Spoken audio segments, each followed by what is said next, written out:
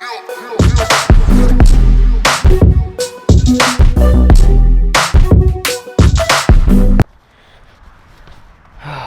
God.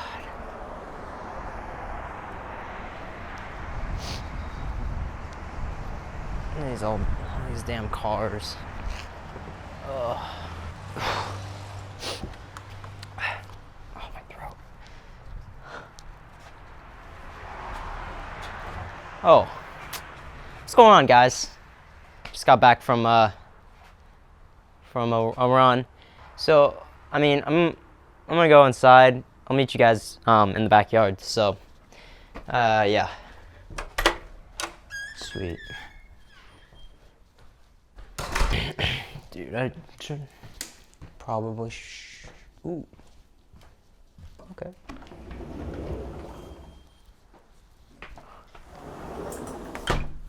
All right. Why don't you guys let me chat with you guys? You know, while I kick off my shoes here. You know, as runners, and as I am a runner, I don't know if this is necessarily just me, but you know, I'm constantly battling injury. You know, you're constantly trying to prevent, constantly, you know, maybe you have chronic pain, trying to always be one step ahead of your problems, of your running problems, of your injuries. It never, you know, it's very rare that you feel like you're at 100%. You know, maybe, you know, you twist your ankle, or, you know, you got hip problems, you know, you got shin splints, or maybe you just get sick, you know. These are problems that, you know, to a runner, it's something that comes with, you know, being a part of being in the sport. Which I honestly think is kind of bullshit. We need better understanding of how to not get injured as runners. Like, what is going on? So I thought, you know, today that I'd show you guys some things that, you know, I do as a runner to try and prevent the onslaught of possible problems that can occur as a runner. When it comes to running, guys, first things first is you got to have proper running form. You can't not expect to get injured. You can't expect to not get injured if you don't have proper running form. So what that means is that you have proper midfoot striking, no heel striking BS that, you know what? Sorry. You know, I was guilty of this as well, you know, first starting out running. You know, it's something that, you know, a lot of young runners just aren't taught, is proper running technique. You know, it's something that, you know, seems so obvious, yet it's not really taught. And I'm not going to go over that right now, but, you know, there is proper cadence. You want to be within 170, 180 at the very least cadence. You know, your watch should be able to tell you that. And you want to be on the balls of your feet, right? So you want to be on that mid-foot strike right there on your toes. That is just proper running mechanics. You know, it all just makes sense. You know, it's one constant fluid motion of running. You know, it's just science, baby. That's all it is. When you're warming up, doing your drills, you know, when you're sprinting, you're not heel striking when you're sprinting. You're on your toes, right? And along the lines of on your toes is the first thing that we're going to talk about today, and that is foot activation. All right, we're going to start down at the bottom. As runners and people in general these days just don't have very good foot activation. Now, what that means is being able to control your toes, being able to move your toes properly, you know, whether it's your big toe up or big toe down. I mean, I'm not even very good at it right now myself, but, you know, when we wear shoes all the time and we don't, you know, work on these things specifically, the shoe is kind of like a cast for our toes, and it prevents this activation, you know, and a lot of people have very bad arches, you know, and that's not going to allow you to distribute the forces evenly throughout the body, and it's going to cause, you know, buildup of stress over time, and eventually, you know, you're going to get injured, you know, whether you get plantar fasciitis, you know, like I've had in the past, you know, it could even cause shin splints, you know, just pain in general, you know, stress fractures. So that's very important. Let me show you first thing I like to do, okay? Foot activation, like we're talking about, all right? Toes, right? Whatever, toes are toes, okay? But we got to be able to control them. So that means being able to spread your toes separately together while also, keeping the 3 pads of your feet on the ground. So, right, top left, and your heel, right? And so that means big toe down, all the other 4 toes up, and then also the opposite. All the 4 little toes down, big toe up, right?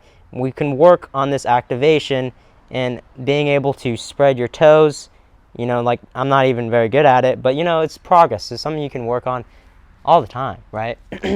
So that's first thing that's going to help develop your arch, so you can distribute force properly throughout your body. Moving on from the toes, guys, right? We got toes, okay? We got ankles. What are going on there? We have so much going on there. So we got the Achilles tendon back here. A lot of people, they have Achilles tendon problems, right? Your Achilles tendon, I just learned this the other day, most strong tendon in your body. It can take the most force. And, it does. We beat the hell out of our Achilles, guys. And, we don't really take care of it that much, And it might seem trivial, but, ankle can affect everything else. Can affect your knees, can affect your hips, can affect, your back, And, you compensate on one side, you got to compensate on the other. So it just throws everything off. So and then it gets all bad. By Googling and from learning from other people, some very simple ankle mobility exercises that, that will help you work your ankle through the proper range of motion and to develop that range of motion and to have proper control over the entire aspect of it. So you're gonna go ahead, grab your ankle, grab your knee, like so, and guys, listen, you're gonna cramp. Toes cramp. Toe cramps are basically the worst cramps you can possibly have. But what that basically means is that your mind is developing that neural connection to those muscles, all right? So we try to work through cramps here, okay? Let's go. Do it with me. So we're gonna slowly rotate the heel to the left or whatever way you want to go. You're going to want to crunch your toes in. You want to go as far out as you possibly can. And listen, guys, you want to go very, very slow here, nice and controlled. And you want to be able to control those small little movements, right, through all ranges of motion, okay? Oh, you see that? You see how my foot jumped there? We want to go and we want to work through that very slowly. And we want to come back up, slowly bring our toes back up and rotate back out. And then do it the other way, right? Get that control back. What are you doing if you don't have that control? What you see this? Look how weird this looks, all right? This is the natural human resting position. If you don't like it, get the hell out of here, all right? Going into this next exercise here, we are going to be doing more ankle mobility. Now, this is also, I found, very good for if you have, shin splints, right? So, if you pronate a lot, so that means when this is your foot and you pronate, so your foot caves in towards the middle of your body. That is not a good thing, right? So that means that we're not activating certain muscles, and we are kind of compensating, and things are just going to build up, and eventually you're going to get hurt, or you're going to, whatever it might be, okay? We got this right here, so I want you to work yourself into a nice good position. If you don't have the ankle or the calf, first off, actually, let me say this. Stretch your calves, guys. We want to have good calf stretch ability, okay? Because if you have tight calves, it's going to pull everything in. It's going to pull up your heel. It's going to cause that shin splint, okay? So we want to get up here, and I don't know if you knew this, just learned this as well myself. You can rotate out, so your heels kind of raise up, and you rotate in. So you rotate out, and you rotate in. So imagine your knees rotating out, but guess what? Your heels aren't moving. And guys, I'm not very good at this. I'm still working on it. But, you know, it's going to help us not pronate, okay? Bruh, for the last exercise, this one's probably my favorite, and this is probably the one that I tend to do the most. And, I try to do this one at least twice a day. If I can do it more, the better. The more times you do any of these exercises, the better, flexibility, ranges of motion you're going to have, the more likely you're probably not going to get injured. Of course, I'm not, don't take my advice. Try it out if you want. But, if it doesn't work, don't come blaming me. These are just kind of things that I do, okay? So we're going to get into the 90-90 here, okay? 90 degrees, 90 degrees, right?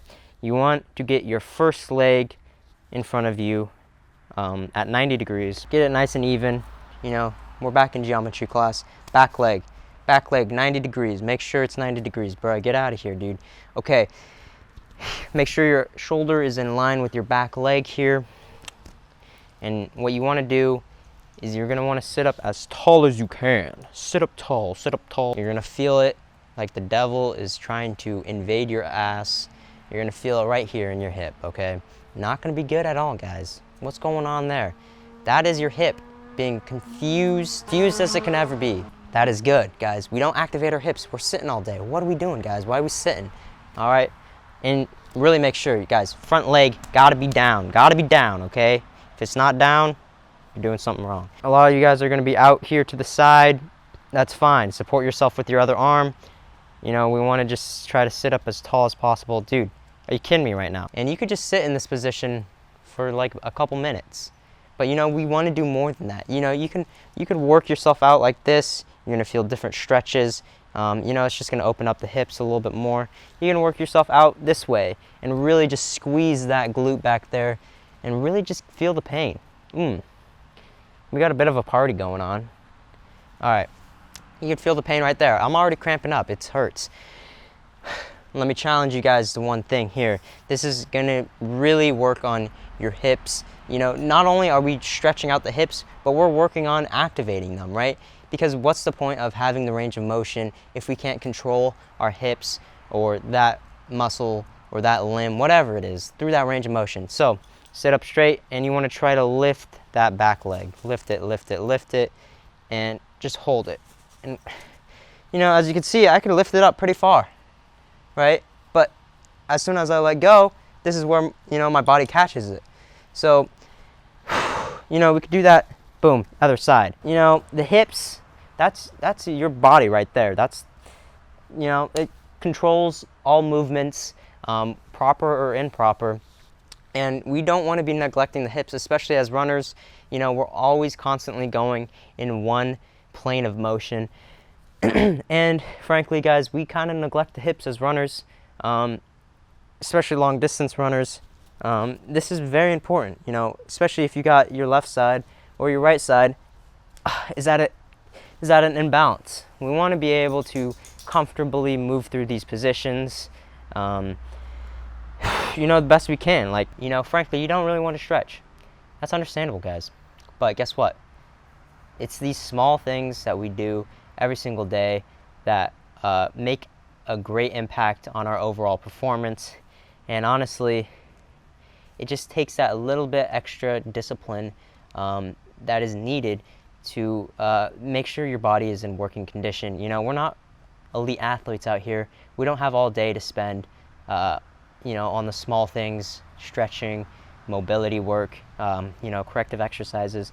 But, these small few exercises that we can do, these aren't the only ones, trying to activate the hips more, making sure we get good foot mobility, good foot activation, walk around barefoot a little bit more, stretch out your feet. Just do this every once in a while when, you're watching TV, you're watching your Netflix shows, whatever you're doing. It's a constant battle. We're constantly battling with our own bodies, just like we're constantly battling with our own minds. But now at this point, I'm kind of just rambling on. So guys, just these few exercises are ones that I do. Along with these exercises, these stretching exercises that you do, you know, before you go for a run, do some warm-ups. It's, you know, it's nothing too hard. You know, do some high knees or something to get you on your toes. Slowly work towards getting better running form. And it's the simple things, guys. Okay, I don't even go abide by them myself. But you know, we're trying out here. We're only humans. So I hope you guys like this short little video. See you guys in the next one. Peace, dogs. Oh.